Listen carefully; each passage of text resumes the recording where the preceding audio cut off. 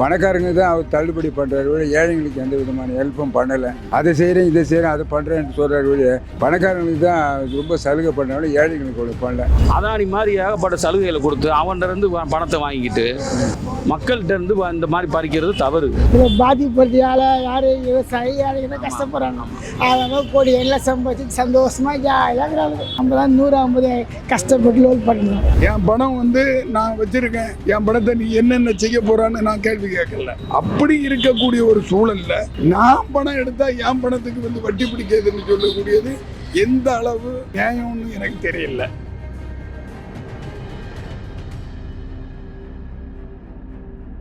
நேயர்களுக்கு வணக்கம்.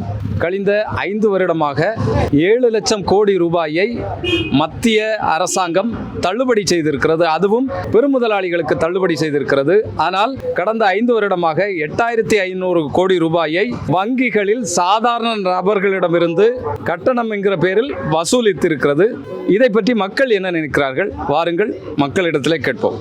மத்திய அரசாங்கம் இருக்குல்ல, மத்திய அரசாங்கம் கழிஞ்ச 5 வருஷமா 7 லட்சம் கோடி ரூபாய் கடனை தள்ளுபடி பண்ணிருக்கு. யாருக்கு பண்ணிருக்காங்கன்னா பெரிய பெரிய ஆட்களுக்கு பண்ணிருக்காங்க. ஆனா அதே நேரத்துல 8500 கோடி ரூபாய் ஏழை மக்கள்கிட்ட இருந்து பிடிச்சிருக்காங்க. இந்த வங்கியில சரியா பேலன்ஸ் வைக்கல, இது அவங்க அப்படின்னு சொல்லி சாதாரண மக்கள்கிட்ட இருந்து பிடிச்சிருக்காங்க. இதை எப்படி பாக்குறீங்க ஐயா? அது அவங்க பணக்காரன் தான், அவரோட ஏழையாக தான் இருக்கிறான். அதனால் இதை அதே மோடி சொன்னார். அப்போ எல்லாருடைய அக்கௌண்ட்லேயும் இவ்வளோ ரூபா போடுறேன்னு சொல்லிட்டு இது வரைக்கும் எதுவும் வர காணோம். அதுவே ஏழை மக்களுக்கு இதுவாக இருக்குது.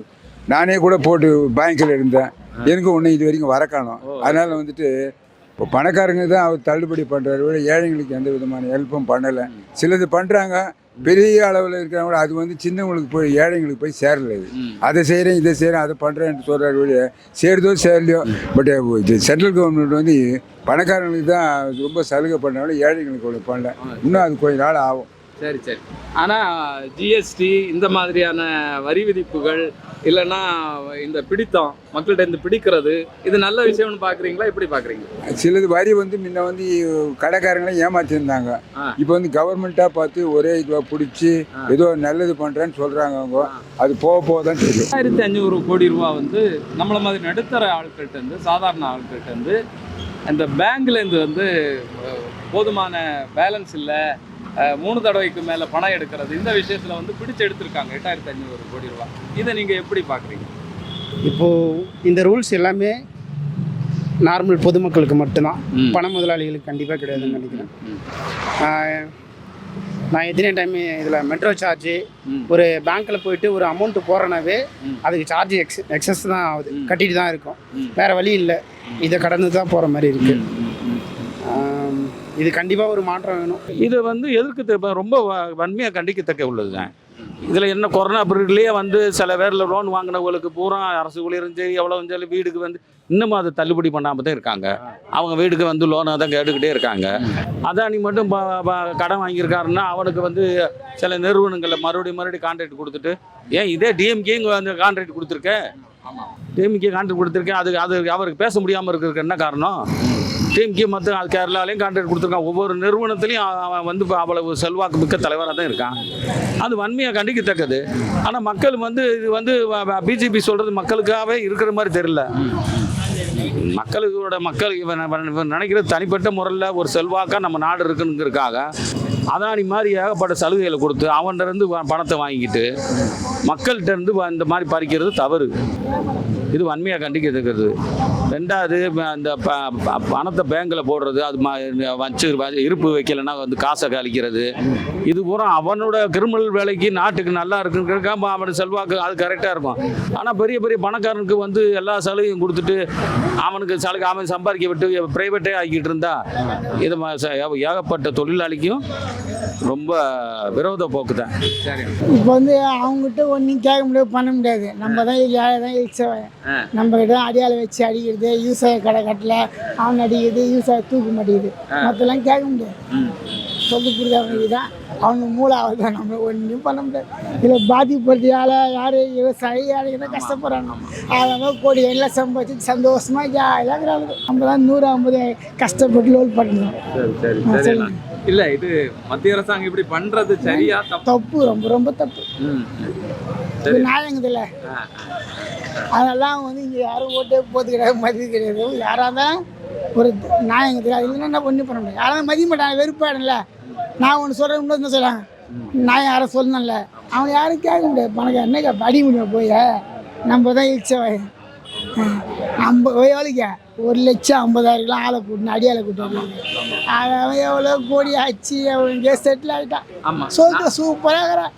நம்மளாம் ஒன்று இந்த மாதிரி லோல் பண்ணிக்கலாம். எனக்கு தெரியுமா அந்த கஷ்டம். அதாவது 7,000 கோடி ரூபாய் பிடித்து தள்ளுபடி பண்ணதுன்னு சொல்லுது. அது வந்து என்ன பாலிசியில் பண்ணாங்கன்னு எனக்கு தெரியாது. ஏன்னா நான் அதுக்குள்ளே போகல. ஏன்னா நமக்கு வந்து மத்திய தணிக்கைத்துறை இருக்குது, நிறைய இருக்குது. அவங்க வந்து அதை பார்க்க வேண்டிய வேலை. ஏன்னா சில ப்ராஜெக்டுகள் வந்து இப்போ நம்ம வந்து 5G 6G எல்லாம் வந்து முதல்ல வந்து சீனாவில் அலிபாபாட்ட இருந்து அடுத்த இளமாட்டு இவங்கள மாதிரிப்பட்டவங்கள்ட்ட இருந்து அப்போ இந்தியாவில் வந்து அந்த அளவுக்கு டெக்னிக்கலாகிட்டு வையபிலிட்டியாகிட்டு கொண்டு வரதுக்கு முடியலைன்னு சொல்லி தான் அம்பானிகிட்ட கொடுத்தாங்க. நிறைய கடன் உதவியும் செய்தாங்க. சில இதை மாதிரி உள்ள சில ப்ராஜெக்டுகள் வந்து சக்ஸஸ் ஆகும், சில ப்ராஜெக்டுகள் தோல்வியும் ஆகும். ஆனால் இதில் வந்து ஒரு துக்ககரமான விஷயம் என்னென்னா, இது அம்பானிகிட்ட கொடுத்ததை இதே பணத்தை வந்து பிஎஸ்என்எல்லுக்கு கொடுத்துருக்கலாம். பிஎஸ்என்எல் வந்து அது ஒரு அரசு நிறுவனம், அது வந்து லாபம் தந்துக்கிட்டு இருந்த ஒரு நிறுவனம். இப்போ வந்து அவங்க டவரில் தான் மற்ற உள்ள சேனல்கள்லாம் பண்ணிக்கிட்டு இருக்காங்க. அது ஏன்னு எனக்கு தெரியல. ரெண்டாவது, நம்ம எப்போவுமே சுயசார்புன்னு சொல்லும்போது கவர்மெண்ட் வந்து இப்படிப்பட்டதுக்கு தான் முன்னுரிமை கொடுக்கணும்னு உள்ளது எனக்கு அபிப்பிராயம். ஒன்று. நீங்கள் ரெண்டாவது கேட்டது வந்து காந்தி சொல்லுவார், வங்கிக்கு வந்து வாடிக்கையாளராக இருந்தால் உங்கள் தெய்வம் ஒன்று. நம்ம போடக்கூடிய அந்த சின்ன சின்ன பணத்தில் இருந்து தான் ஒரு வங்கி பெருசாகுது. இப்போ எனக்கிட்ட வந்து 10,000 ரூபாய் இருக்கும்போது நான் 10,000 ரூபாயும் போட்டுருவேன். எனக்கு ஒரு அவசியம்னு வரும்போது நான் 10,000 ரூபாயும் எடுப்பேன். காரணம் அந்த பணம் எனக்கு உள்ளது. அது கேள்வி கேட்க எனக்கு தான் ரைட் உண்டு. நீ வந்து எப்படி 10,000 எடுக்கலாம், 9,000 தான் எடுக்கலாம் அப்படின்னு சொல்லி உனக்கு ஃபைன் போட போகிறேன் அப்படின்னு சொல்லி பேங்குக்கு வங்கிக்கு அதிகாரம் கிடையாது. ஏன்னா நாம் போடுற பணத்தை வச்சு தான் இவங்க பல ப்ராஜெக்டுகளுக்கும் வீட்டு லோனு அது இதுக்குன்னு கொடுத்து இவங்க பணத்தை சம்பாதிக்கிறாங்க.